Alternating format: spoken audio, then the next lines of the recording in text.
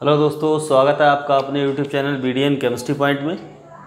और आज का हमारा टॉपिक रहेगा राउल्ट के नियम से न्यूमेरिकल। ठीक है, राउल्ट के नियम से जो न्यूमेरिकल हैं यानी एनसीईआरटी में जो भी न्यूमेरिकल दिए गए हैं, आज हम उनको कवर करने वाले हैं इस वीडियो के अंदर।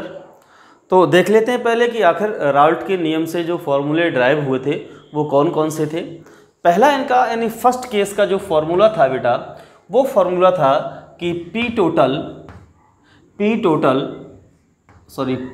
यहाँ पर, ठीक है, P टोटल यानी कि total pressure equal to PV nought यानी कि शुद्ध अवस्था में B का वाष्प दाब प्लस हो जाएगा यहाँ पर plus XA into PA nought minus PB not. ठीक है, तो ये फार्मूला था आपका फर्स्ट केस के लिए। इसमें हम लोग क्या करते थे, दो सूत्र और यूज करते थे। उसमें हम PA की वैल्यू और PB की वैल्यू निकालते थे। तो PA बराबर हुआ करता था PA नॉट इंटू XA और PB बराबर हुआ करता था बेटा PB नॉट इंटू XB। और एक बात और भी हम जानते हैं, XA प्लस XB इसकी वैल्यू हमेशा 1 के बराबर हुआ करती है, यानी कि इसकी वैल्यू 1 होती है। अर्थात किसी भी विलयन में विलेय और विलायक के मोल प्रभाज का योग सदैव 1 या 1 से कम होगा, 1 से ज़्यादा कभी नहीं हो सकता। ठीक है, ये बात याद रखें। ठीक है, रिमेंबर इट। ठीक, तो ये हमारे पास राउल्ट के नियम का पहला सूत्र हुआ करता था। और इसके बाद हमारे राउल्ट के नियम का दूसरा फार्मूला था, क्या था, वाष्प दाब का अपेक्षिक अवनमन अर्थात delta P divided by PA nought equal to XB ये हुआ करता था। अब इसको अगर हम लिख देते हैं तो क्या आता था बेटा, PA nought minus PS divided by PA nought equal to XB। ठीक है, ये फार्मूला आता था। XB का मान भी रख सकते हो आप लोग, तो XB की जगह पे हम रख सकते हैं, क्या रख सकते हैं जरा देखिए, PA nought minus PS divided by PA nought equal to NB divided by NB plus NA। अब बात ये आती है कि NB और NA का मान रख सकते हो, तो इनका मान कितना होता है, NB का मान होता है बेटा WB बटे MB डिवाइडेड बाई WB बटे MB प्लस WA बटे MA। चलो मैं बता देता हूँ कि आखिर ये चीज़ें क्या क्या होती हैं। P टोटल यानी कि कुल वाष्प दाब है, PB नॉट यानी B का वाष्प दाब है, XA मतलब A के मोल प्रभाज है, PA नॉट शुद्ध अवस्था में A का वाष्प दाब होता है। ठीक है, तो ये बातें आपको पता चल गई। PB बराबर होता है XB बराबर होता है B के मोल प्रभाज। ठीक है, डेल्टा P बराबर होता है वाष्प दाब में परिवर्तन। और वाष्प दाब में परिवर्तन कैसे निकालते हैं, शुद्ध अवस्था में वाष्प दाब माइनस विलयन में वाष्प दाब यानी विलयन का वाष्प दाब। ठीक है, तो PA नॉट माइनस PS ये विलयन का वाष्प दाब है, S मतलब सॉल्यूशन, ये A का वाष्प दाब है, इसका मतलब A। ऐसे यहाँ पर XB मतलब विलेय के मोल प्रभाज। अब XB यानी विलेय के मोल प्रभाज क्या होगा, विलेय के मोल बटे विलयन में उपस्थित टोटल मोल। टोटल कौन कौन से होंगे, एक विलेय होगा और एक विलायक होगा, तो विलेय के मोल बटे विलेय प्लस विलायक के मोल। विलेय यानी मोल बराबर क्या होता है, भार बटे अड़भार, तो विलेय के मोल है तो विलेय का भार बटे विलेय का अड़भार, है ना। ऐसे ही विलेय का भार बटे विलेय का अड़भार, विलायक का भार बटे विलायक का अड़भार। चलिए, तो न्यूमेरिकल आपको लिखा हुआ है और इसी न्यूमेरिकल को हम लोग सॉल्व कर रहे हैं इन फॉर्मूलों की सहायता से, मदद से। ठीक है, देखते हैं जरा हम लोग। चलिए बेटे, आपका सवाल दिया गया है, आपका जो सवाल है वो सवाल दिया गया है 350 केल्विन पर। एक बात और ध्यान रखें, राउल्ट के नियम में टेम्परेचर का कोई यूज नहीं हुआ है। ये टेम्परेचर जो दिया गया है वो ये दिया गया है कि ये कांस्टेंट टेम्परेचर रहा है, वाष्प दाब जो है एक निश्चित ताप पर निकाला गया है। वो ताप कौन सा है, 350 केल्विन। अर्थात ताप को ना बढ़ाया गया है और ना ही ताप को घटाया गया है। ठीक है, तो देखिए बेटे, 350 केल्विन पर शुद्ध द्रवों A और B, दो द्रव हैं, इसमें एक A है दूसरा B है, के वाष्प दाब क्रमशः 450 एवं 750 मिलीमीटर ऑफ Hg हैं। एक बात का आप ध्यान रखें, क्या ध्यान रखेंगे, शुद्ध अवस्था में वाष्प दाब को हम नॉट से प्रदर्शित करते हैं, अर्थात ए के वाष्प दाब को हम लिख सकते हैं, यानी यहाँ पर लिख रहा हूँ बेटा मैं, दिया गया है, दिया है, क्या दिया है आपको, क्या दिया गया है, सबसे पहले दिया गया है PA नॉट बराबर 450 मिलीमीटर ऑफ Hg, ठीक है, और PB नॉट इक्वल टू दिया गया है 750 मिलीमीटर ऑफ Hg, ठीक है, ये दिया गया है। यदि कुल वाष्प दाब मतलब P टोटल कितना है, 600 मिलीमीटर ऑफ Hg है, ठीक है, 600 मिलीमीटर ऑफ Hg हो तो द्रव मिश्रण का संघटन ज्ञात कीजिए। आपको संघटन ज्ञात करना है, साथ ही वाष्प प्रवस्था का संघटन ज्ञात करना है, ठीक है। तो मेन है आपको वाष्प प्रवस्था का संघटन ज्ञात करना है, दो चीज़ें ज्ञात करनी है, ठीक है। तो देखिए आप ध्यान रखें, वाष्प प्रवस्था के संघटन को ज्ञात करने के लिए क्या करना पड़ेगा आपको, बाई ए ये आपको कैलकुलेट करना है, और दूसरा है बाई बी ये आपको कैलकुलेट करना है। यानी वाष्प अवस्था में संघटन इस तरीके से निकाला जाता है। अब बात ये आती है कि बाई ए और बाई बी की वैल्यू कितनी होती है, तो मैं यहीं पर लिख देता हूँ कि बाई ए क्या होगा और बाई बी क्या होगा। बाई ए बराबर होगा बेटे P A divided by P A plus P B, P A divided by P A plus P B. ऐसे ही आपके पास ये हो जाएगा बेटे, यानी P B divided by P A plus P B, अर्थात हमें पी ए नॉट और पी बी नॉट की वैल्यू दी गई है, हमें पी ए और पी बी की वैल्यू निकालनी है। अब बात ये आती है कि आखिर पी ए और पी बी की वैल्यू निकलेगी कैसे, बहुत इंपॉर्टेंट, मैं एक एक पॉइंट को आपको बता रहा हूँ, ठीक है। तो देखो पी ए बराबर होता है बच्चे, पी ए बराबर होता है P A not into X A, और पी बी बराबर होता है P B not into X B, ठीक है। पी ए बराबर P A not into X A और पी बी बराबर P B not into X A, जो कि आप पीछे राउल्ट के फर्स्ट केस में पढ़ चुके हैं, ठीक है। अर्थात आपको इनकी और इनकी वैल्यू तो पता है, और इनकी वैल्यू पता लग जाए तो हम पी ए और पी बी की वैल्यू निकाल लेंगे, अर्थात संघटन ज्ञात कर लेंगे हम यहाँ पर, ठीक है। ये पी ए और पी बी की वैल्यू निकल जाएगी अगर आपको एक्स ए और एक्स बी की वैल्यू पता हो तो। अब बात ये आती है कि एक्स ए और एक्स बी की वैल्यू कैसे पता होगी। इसके लिए हम सूत्र लगाएंगे बेटा, P total equal to P B nought plus X A into P A nought minus P B nought, ठीक है। ये फॉर्मूला आपका लग जाएगा यहाँ पर, ठीक है, ये फॉर्मूला आपका यहाँ लग जाएगा, ठीक है। लेकिन एक बात का ध्यान रखें, जो बड़ा हो, बड़े में से हमेशा छोटे को घटाना है आपको हमेशा, ठीक है। तो मान लीजिए मैं यहाँ पर इसको इधर कर देता हूँ, P B nought minus P A nought, क्योंकि पी ए नॉट आपका छोटा है, पी बी नॉट आपका बड़ा है, तो बड़े में से छोटा मैंने घटा दिया। देखो इसकी वैल्यू हमें पता है, इसकी वैल्यू हमें पता है, इसकी पता है, इसकी पता है, तो इसकी वैल्यू हम निकाल सकते हैं इस वाले फॉर्मूले से। चलिए रख लेते हैं, पी टोटल का मान कितना है बेटा, 600, चलिए मैंने यहाँ 600 रख दिया, equal to P B nought की वैल्यू कितनी है 750, चलो मैंने 750 रख दिया, प्लस एक्स ए की वैल्यू हमें पता नहीं, तो एक्स ए का हम एक्स ए ही लिखा रहने देंगे।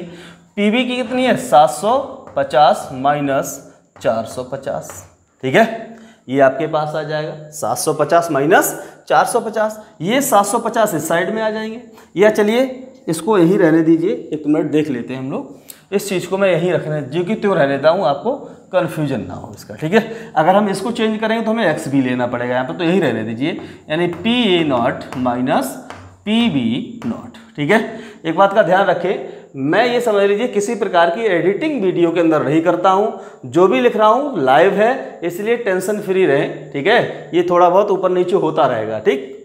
तो यहाँ देखिए बेटे, अब आपके पास पी ए नॉट कितना है 450, चलिए भाई ये कितना है 750, मैंने यहाँ नोट कर दिया।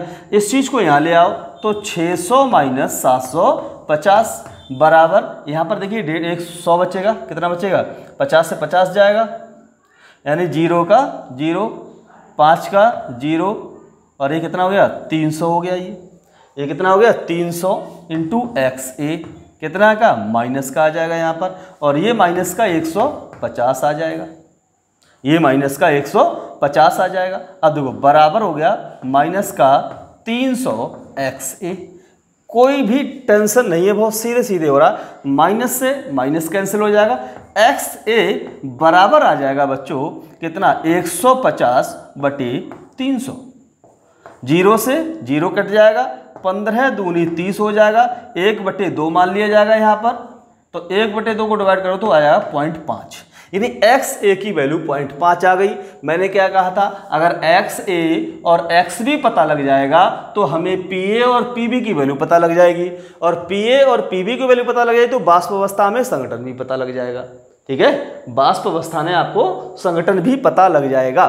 ठीक, तो अब देखिए आपको एक्स ए की वैल्यू पता हो गई, और आप जानते हैं कि अगर ए की वैल्यू पता हो गई तो बी की वैल्यू पता करना तो आपके बाएं हाथ का खेल है। जरा देखो यहाँ पर, यहाँ देखिए क्या होता है, एक्स ए प्लस एक्स बी बराबर होता है 1। एक्स ए की वैल्यू 0.5 हो गई प्लस एक्स बी हो गया बराबर 1 हो गया, तो एक्स बी बराबर 1 माइनस 0.5, अर्थात ये भी कितना आ जाएगा 0.5 आ जाएगा। अब आपके दो मान यानी कि निकल चुके हैं, यानी एक्स ए और एक्स बी की वैल्यू आपको पता लग चुकी है। ठीक है, जब ये वैल्यू आपको पता लग चुकी है तो इससे आगे का कार्यक्रम हम कर सकते हैं। क्या कर सकते हैं, अब हम निकाल सकते हैं पी ए की वैल्यू। तो पी ए इक्वल टू हो जाएगा बेटा P A not into X A. अब पी ए नॉट कितना है 450 है, चलिए 0.5 हो गया। अब देखो पॉइंट से ये जीरो कट जाएगा, 5 पंजे 25 के 5 हासिल 2 और 5 चौ 20 और 2 22 सेंटीमीटर यानी कि मिलीमीटर ऑफ एच जी। ये वाली वैल्यू आ गई आपकी। यहाँ पर पी बी की वैल्यू निकाल लो इसी तरीके, पी बी बराबर कितना है P B not into X B. अब देखो पी बी की वैल्यू रख दीजिए आप कितनी है 750 गुणा 0.5। अब पॉइंट से ये जीरो कैंसिल हो जाएगा, फिर मल्टीप्लाई करो तो मल्टीप्लाई करने पे आएगा 5 पंजे 25 के 5 हासिल 2, 5 सत्ते 35 और 2 37 यानी मिलीमीटर ऑफ एच जी। ये वैल्यू आ गई आपकी। पी ए और पी बी आपको दोनों मिल चुके हैं। जब पी ए और पी बी निकले मिल चुके तो हम ये वैल्यू भी निकाल सकते हैं। क्या निकाल सकते हैं जरा देखिए यहाँ पर, यानी बाई ए इक्वल टू हो जाएगा बच्चों, क्या हो जाएगा पी ए बटे P A plus P B. तो पी ए कितना हो गया यहाँ पर, पी ए आपका हो गया बेटा 225 बटे 225 प्लस 375 बराबर 225 डिवाइडेड बाई, अब देखो 5 5 0, 7 2 9 और 1 10 का 0 हासिल 1, 3 2 5 और 1 6, ये 600 हो गए। ठीक है, अब देखो यहाँ पर इससे करेंगे भाग, तो देखिए यहाँ पर जब भाग करेंगे हम यहाँ 25 से काट दीजिए। चलिए 25 चौका 25 से 25 चौका 100, 25 अट्ठे 200 और 25 नेमा यानी कि 225, 25 नेमा 225। यहाँ देखता हूँ 25 से कट रहा है नहीं कट रहा है, 25 दूनी 50, 25 चौका 100 यानी कि 9/24 आ गया। अब क्या करोगे 3 तिया 9 और 3 अट्ठे 24 अर्थात वैल्यू 3/8 आ गई। इसको डिवाइड करो, पॉइंट लगा दीजिए, 0 बढ़ा दो 30 हो गए और 8 तिया 24, 6 हो गए यानी 60 हो गए, 8 सत्ते 56, 8 अट्ठे 64, ज़्यादा 8 सत्ते 56 यानी कि 4 बचे 40 हुए, 8 पंजे 40 यानी एक्स ए की वैल्यू आ गई 0.375। ठीक है 0.375। अब आप एक्स बाई की जो वैल्यू निकालेंगे यानी सॉरी बाई बी की जो वैल्यू निकालेंगे वो दो तरीके से निकाल सकते हैं। कैसे दो तरीके से निकाल सकते हैं, या तो 1 में से इतना घटा दीजिए और 1 में से नहीं घटा रहे हैं तो आप ये फार्मूला लगा दीजिए, दोनों तरीके से वैल्यू आपकी समान ही आएगी। ठीक है, तो मैं थोड़ा सा जगह कम है इसलिए मैं यहीं पे शॉर्ट कर दे रहा हूं। तो 1 माइनस 0.375 वैल्यू आपकी आ जाएगी, यानी यहाँ 5 बचेगा और 10 में से 9 में से 7 जाएगा तो 2 बचेगा। ठीक है, और यहाँ पर 9 में से 3 जाएगा तो 6 बचेगा। अर्थात अगली वैल्यू यानी वाष्प अवस्था में बाई का जो बी का संगठन होगा वो आएगा आपका 0.625 और ए का जो संगठन आएगा वो आएगा आपका यानी कि 0.375। ये दो आपके मान आ चुके हैं, ठीक है। तो संगठन तो आपका ये आ गया, कौन सा, ये वाला संगठन आ गया, ये संगठन, और वाष्प अवस्था का संगठन ये और ये आ चुका है, ठीक है। तो इस तरीके से सवाल है। सवाल समझ में आया जरूर होगा, नहीं आया होगा तो मुझे कमेंट बॉक्स में कमेंट करके जरूर बताएं, ठीक है। इसको नोट कर लीजिए, फिर हम लोग आगे देखते हैं। नोट करिए जरा, इसको नोट करें। चलिए दोस्तों, उतार लिया होगा आपने। तो नेक्स्ट हम देखते हैं अगला सवाल। कह रहा है 298 केल्विन पर शुद्ध जल का वाष्पदाब, अर्थात शुद्ध, जब शुद्ध अवस्था में वाटर है उस समय इसका वाष्पदाब दिया गया है। शुद्ध अवस्था का वाष्पदाब आपको दे रखा है इन्होंने, कितना दिया है शुद्ध अवस्था में, अर्थात यहाँ दिया है बेटा PA0 बराबर 23.8 मिलीमीटर ऑफ Hg, ठीक है। 23.8 मिलीमीटर ऑफ Hg शुद्ध अवस्था में, प्योर फॉर्म में। मैंने कहा था शुद्ध अवस्था में आप नॉट लगाते हैं, ठीक है। इतना है। तो 850 ग्राम जल में 50 ग्राम यूरिया घोला जाता है। इस विलयन के लिए जल का वाष्पदाब एवं आपेक्षिक अवनमन की गणना कीजिए। ध्यान रखें आप लोग। और क्या दिया गया है, इतने ग्राम जल है, यानी विलायक का भार दिया गया है WA बराबर दिया गया है बेटा 850 ग्राम, ठीक है। और अगर मैं इसके मॉलिक्यूलर वेट की बात करता हूँ यानी MA की बात करता हूँ तो जल के लिए H2O के लिए ये 18 होता है, ठीक है। मैं पीछे कई बार निकलवा चुका हूँ, अणुभार के बारे में बता चुका हूँ। H का 2 होता है, O का 16 होता है, दोनों को ऐड करोगे तो 18 हो जाएगा, ठीक। तो ये हो गया MA बराबर 18, ठीक है। अब WB यानी कि विलय का भी भार दे रखा है। विलय का भार कितना दे रखा है, यानी कि 50 ग्राम यूरिया है। मैं भी आपको समझा रहा हूँ, आप टेंशन ना लें। 50 ग्राम आपकी यूरिया हो गई। अब यूरिया का जो मॉलिक्यूलर वेट यानी MB बराबर कितना होता है, 60 होता है, ठीक है। अब देखिए यहाँ पर अगर मैं इसके मोल की बात करता हूँ, MA की बात करता हूँ तो 850 बटे 18 आ जाएगा बच्चों।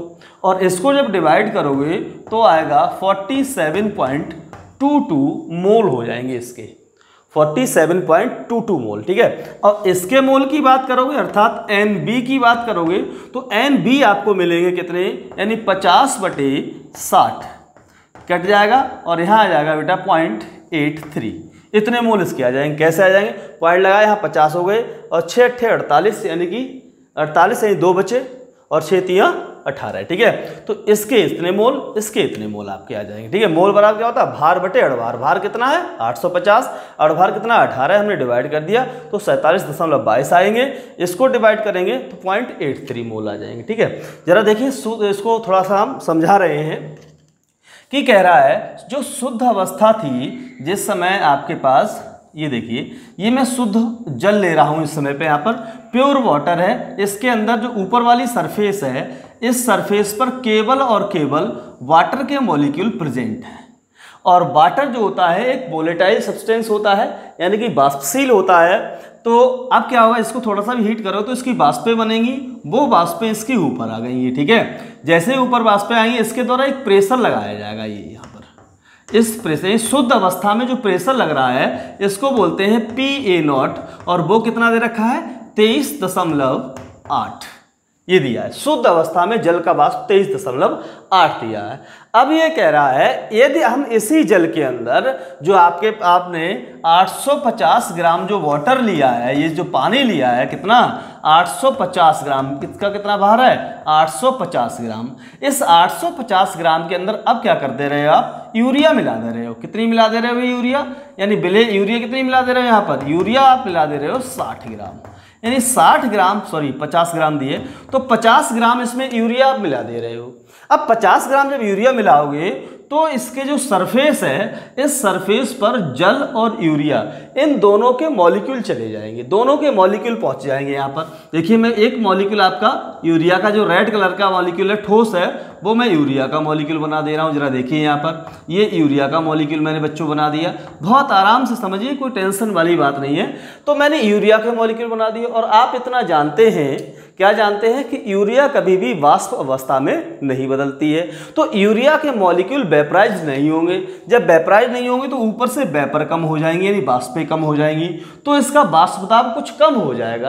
कितना कम हो जाएगा ये हमें कैलकुलेट करना है। तो अब ये बिलियन बन गया, तो बिलियन के समय पर जो वाष्प दाब होगा जल का, वो आपको कैलकुलेट करना है, यानी PS आपको कैलकुलेट करना है। साथ साथ यानी यहाँ पर मैं लिख रहा हूँ बेटे, यानी PS इक्वल टू आपको निकालना है शुद्ध अवस्था में जल का वाष्प दाब निकलना है। और साथ साथ आपको निकलना है P, यानी कि P डेल्टा P, या ऐसे कर लेते हैं PA nought minus PS divided by PA not, या इसे भी हम PS लिख सकते हैं। एक तरीका है इसका लिखने का, बताऊंगा मैं किसी दिन। तो आपको ये वैल्यू आपको निकालनी है दो, एक ये वैल्यू निकालनी है, एक ये वैल्यू निकालनी है। आई होप सवाल आपको समझ में आ गया होगा। अब हम सवाल को सॉल्व करने की कोशिश करेंगे, ठीक है। तो सबसे पहले बच्चे हम लोग ये पूरी वैल्यू निकाल लेते हैं, और इस वैल्यू का मान पता लग जाएगा तो हम ये वैल्यू निकाल लेंगे। क्यों? क्योंकि हमें इसका मान पता है, तो ये वैल्यू आपकी आराम से निकल जाएगी। जरा देखिए कितनी निकल के आ जाएगी, जरा देखो। इसको मैं मिटा दे रहा हूँ, ठीक है, इसको मिटा दे रहा हूँ। जिसको भी बनाना हो वो वीडियो को रोके और इस वाले चित्र को बना सकता है, देख सकता है, ठीक है। जरा देखिए यहाँ पर, अब आपका जो भी सूत्र होगा, जो भी सवाल होगा, तो सूत्र आपके पास ये है ही है। कितना सूत्र है भाई? आपका सूत्र है PA nought minus PS divided by PA nought, ठीक है, equal to NB divided by, देखो NB divided by NA plus NB, ठीक है। अब देखिए यहाँ पर मैं इसको लिख सकता हूँ delta P divided by PA nought equal to, अब देखो NB की वैल्यू होती है, क्या होती है बच्चे वैल्यू, यानी WB divided by MB divided by WB यानी कि MB। चलिए बहुत सिंपल, क्यों मैं मोल निकाल ही चुका हूँ तो मैं क्यों ये सूत्र लगाऊं, ऊपर से ही काम चल जाएगा। मैं यहाँ पर मोल निकाल चुका हूँ, ठीक है। अगर ये नहीं निकालता तो मैं नीचे बढ़ाता है सूत्र को। तो NA और NEB की वैल्यू निकाल चुका हूँ, यही उठा के मैं वहाँ रख दूंगा। तो यहाँ पर आ जाएगा बेटा PA nought minus PS divided by PS equal to PA nought, sorry PA nought equal to हो जाएगा, क्या हो जाएगा, इसकी वैल्यू कितनी है NB की, 0.83, ठीक है, 0.83। अब NA की वैल्यू कितनी है आपकी, NA की वैल्यू 47.22 और प्लस 0.83, ठीक है। अब देखिए जरा यहाँ पर इसको, यानी कि PA nought minus PS divided by PA nought equal to, ये ऐसे ही रहेगा 0.83 डिवाइडेड बाई, तो इसमें 2 3 5 और 8 2 10, यानी 0 हासिल 1, यानी 47 और 1 48 हो जाएगा। इसको जब आप डिवाइड करोगे तो वैल्यू आएगी बेटे 0.017, ये आपके पास आ जाएगा वाष्प दाब का आपेक्षिक अवनमन। अब हम निकालेंगे विलयन अवस्था में जल का वाष्प दाब, ठीक है। अब देखिए यहाँ पर क्या है, चूंकि आपको पता है, क्या पता है, ये आ चुका है ये वैल्यू आपकी, यानी कि देखो एक वैल्यू हमारी ये आ चुकी है यहाँ पर, ठीक है, अर्थात ये वाला मान हमारा आ चुका है, ठीक। अब हम निकाल लें इस वाले मान को, तो देखो यहाँ पर क्या हो जाएगा, PA nought minus PS divided by PS, ठीक है। ये मैं PS लिख रहा हूँ, ये ध्यान रखना, ये भी फॉर्मूला बन जाता है कभी कभी। कब बनता है, मैं किसी अगले जब न्यूमेरिकल कराऊंगा तो बताऊंगा कि नीचे PS कैसे आ जाता है, ठीक है। PS इक्वल टू हो गया बेटे आपके पास 0.017, ठीक है। ये मान आपका आ चुका है। इसकी वैल्यू आपको सवाल में दे रखी है, कितनी दे रखी है, 23.8, सवाल में साफ साफ दिया गया है ये, ठीक है। तो हम इस मान को उठा करके रख देंगे इसके अंदर, सवाल सूत्र के अंदर। तो 23.8 minus PS divided by PS equal to क्या आ जाएगा बेटे, 0.017, इसकी मल्टीप्लाई कर दीजिए यहाँ पर, तो 23.8 minus P S equal to 0.017 P S. अब इस पी एस को इधर ले आएंगे तो 23.8 equal to 0.017 P S plus P S, यानी एक पी एस उसमें ऐड कर दिया जाएगा, तो 23.8 इक्वल टू 1.017 पी एस। अब पी एस इक्वल टू आ जाएगा 23.8 डिवाइडेड बाई 1.017, ये वैल्यू आपके पास आ गई। जब ये वैल्यू आ गई, इसको हम डिवाइड करेंगे, मल्टीप्लाई भाग जो भी करना है वो अपने को करेंगे, यानी मान लो 3 के बाद दशमलव 2 जीरो बढ़ा करके ये और ये कैंसिल हो गए, ठीक है।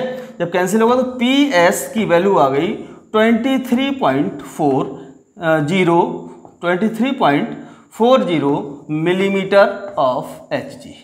ये आपके पास यानी विलयन अवस्था में जल का वाष्प दाब आ गया। आई होप न्यूमेरिकल आपको समझ में आया होगा। नहीं आया है तो वीडियो को रोकिए, रोकने के बाद रिवर्स जाइए और रिवर्स जा करके न्यूमेरिकल को फिर देखो, फिर समझ में नहीं आया फिर देखिए।